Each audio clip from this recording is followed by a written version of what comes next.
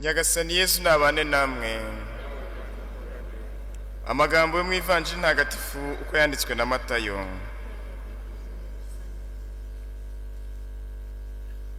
Muri icyo gihe abigishwa bari bateraniye iruhande rwa Yesu ku musozi, maze arababwira ati, ntimukeke ko naje kuvanaho amategeko cyangwa abahanuzi.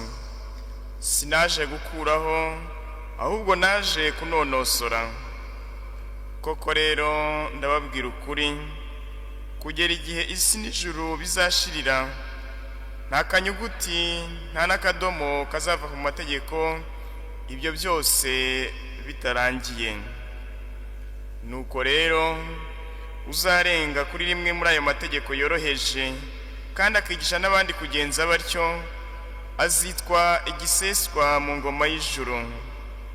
Naho uzajya yakurikiza akayatoza abandi, azitwa umuntu ukomeye mu ngoma y'ijuru. Iyo ni Ivanjili ntagatifu.